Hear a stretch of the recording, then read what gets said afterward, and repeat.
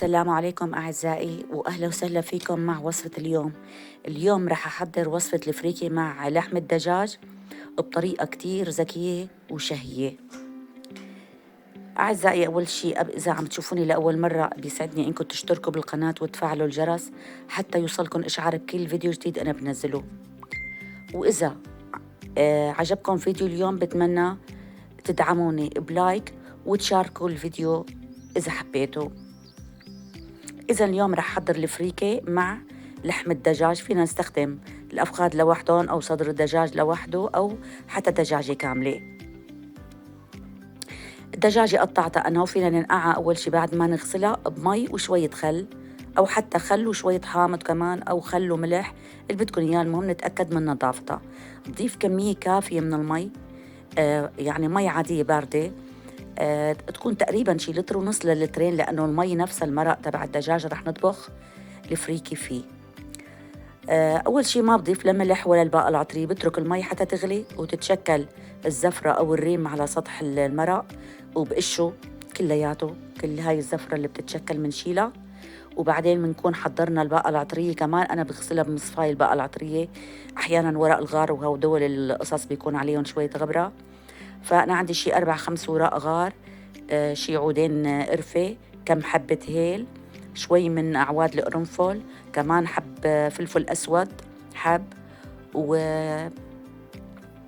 وضفت كمان غير القرنفة والقرنفل والهيل ضفت بصلة صغيرة. رغم إنه أنا يعني هاي البصلة ضرورية هون، في ناس ما بتضيف بصلة صغيرة أثناء الطبخ، أنا بضيفها لما أطبخها، كمان بفرم بصلة صغيرة بقليها شوي صغيرة أول الطبخ، يعني هاي طريقتي بس بحسها كتير طيبة بهاي الطريقة. وكمان بحط بصلة صغيرة أو نص بصلة مع الباقة العطرية. إذا بضيفهم هلأ كلياتهم هدول غسلتهم وبضيفهم، وقشينا الزفرة كمان، بنحاول إسا كل ما تشكلت هيك شوي بنرفعها. هلأ بنخليها على نار قوية أول شي، وبعدين بنخفف على الوسط، بنتركهم شي 3/4 ساعة حتى يستوي الدجاج. قبل ما نطفي النار بشي 5 دقايق بنضيف ملعقتين صغار من الملح، وهيك بيكون استوى عنا الدجاج. فينا نصفيه وهلأ منشان ناخد المرق ونطبخ فيه الفريكة. هون عندي هاي الفريكة، فينا من قبل بيوم نحن ننقيهم إذا كانوا يعني ما كتير نضاف، وإذا كانت الفريكة نظيفة ضروري كمان نتأكد حتى لو كانت نظيفة. شايفين هدول الحبات اللي بيكونوا سود، هدول مانن يعني قاسين أو شي، بس مشويين زيادة، هي الفريكة حنطة ومشوية، فبيكون بعد الحبات سود لأنهم مشويين زيادة، فما في داعي ترموهم، هدول بيعطوا طعمة طيبة كتير للفريكة. بس إذا كان في حبات قاسية أو بحصات صغار أو شي، هدول لازم نرميهم. هلأ هون رح أسلق البازيلا، لأن عندي بازيلا فريش شي كوبين، بحط شوي مي، لما تغلي بضيف ملعقة صغيرة ملح وملعقة صغيرة سكر، ولما ترجع تغلي المي فوق البازيلا، يعني يقلبوا بس شقلبتين دقيقة أو دقيقتين، بصفينه بشيلونه من المي. بالنسبة للقلوبات فينا نحمصهم إذا عنا قلوبات كاجو، لوز، صنوبر، بدنا نحمرهم إما بسمنة أو زيت نباتي، بنخليهم حتى ياخدوا لون هيك، وبنرفعهم بنفس الزيت أو السمنة. رح نقلي شوي البازيلا طبعا مشان ما تضل طعمتها هيك سلق. فيكن إذا كانت البازيلا مفرزة تفريز يعني من الفريزة دغري بتضيفوها، بتحطوها بتقلوها بالزيت أو بالسمنة تبع القلوبات. أما أنا لأنه خضرة وفريش أول شي هيك فورتها شوي صغيرة. هلأ فينا نضيف لها شوي صغيرة من الفلفل الأسود، شي 3 ملعقة صغيرة، وكمان ندفي من الملح لأنه أنا دقتهم لساتهم محلونين شوي. خليهم بس هيك شي دقيقتين 3 مع السمنة مثل ما قلنا أو الزيت، وبرفعهم بتركن على جنب. آخر شي رح نستخدمهم لتزيين الطبق. هلأ بعد ما استوت اللحمة برفعهم قطع اللحمة وبحطهم برتبهم بصينية فرن بأسفلها ورق زبدة، منشان ندهنهم بخليط التلميع ونشويهم أو نحمرهم بالفرن شوي، شي ربع ساعة لثلث ساعة.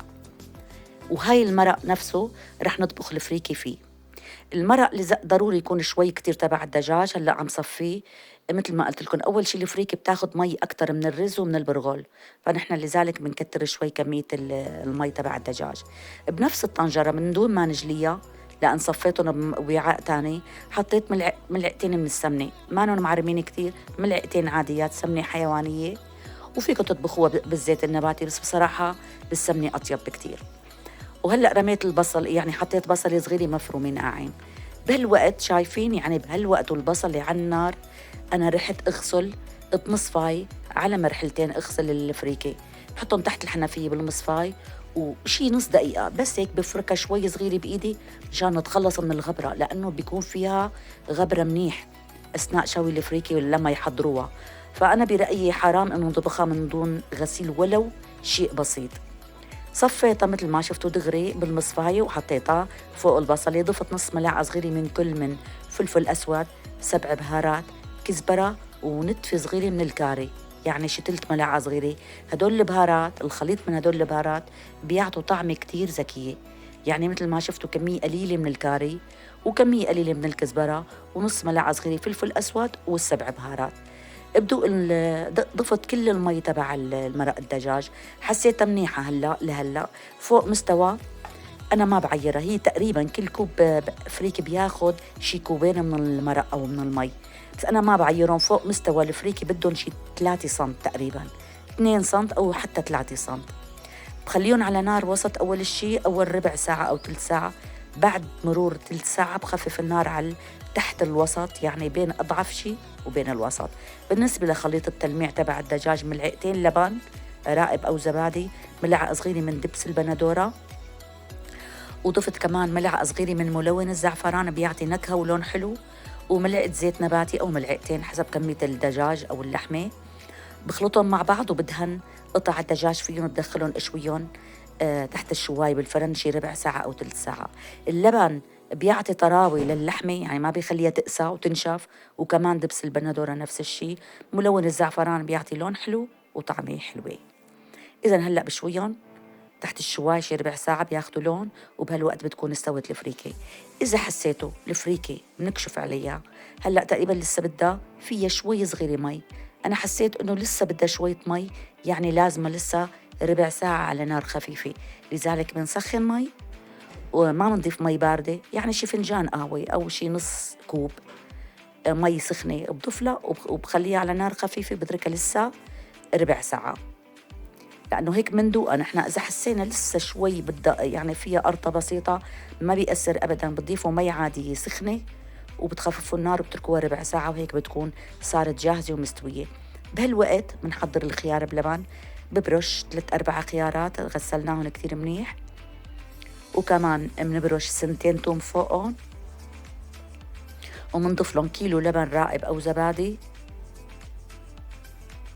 إذا بنبرش الخيار برش أو بنفرمه ناعم. هي بيلبق الفريكة جنبها كتير الخيار بلبن، بيبرد هيك بما انها سخنة، هو بيجي بارد معها كتير ظريف وطيب. سنتين توم كمان ببرشون مع فوق الخيار، وبضيف تقريبا كيلو لبن أو كيلو ونص حسب كمية الخيار باللبن اللي بدنا إياها. ومنضيف هلأ اللبن، كمان بدهم هدول ملعقة صغيرة من الملح وملعقة صغيرة من النعناع اليابس، وهيك بتكون صارت جاهزة الخيار بلبن.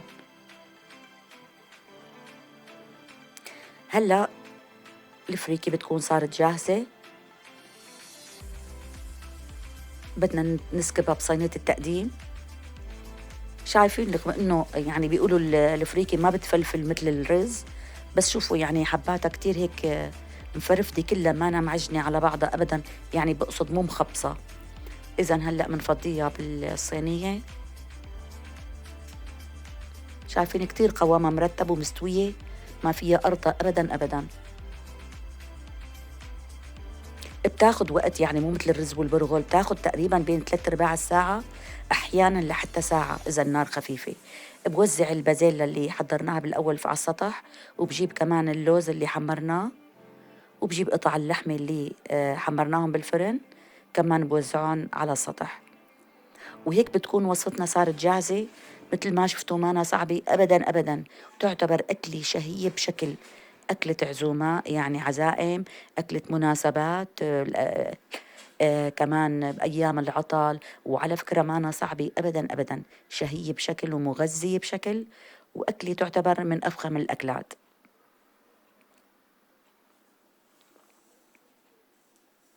منوزع فينا بقى هلا نوزع بصحون. وكمان بنوزع كل شخص له صحن خيار بلبن، كمان بنوزع الخيار بلبن بصحون صغيرة، وهيك بتكون الوجبة صارت جاهزة. شايفين ما أحلاهم ولي الألوان لوحدها يعني بتغري وبتشهي. هاي كانت طريقتي أعزائي بتحضير الفريكي بلحم الدجاج مع البازيلا. بتمنى تكون عجبتكم هاي الطريقة. إذا حبيتوا فيديو اليوم ما تنسوني من اللايك أحبائي، وإذا حبيتوا تشاركوا الفيديو كمان أهلا وسهلا، وإلى اللقاء أعزائي.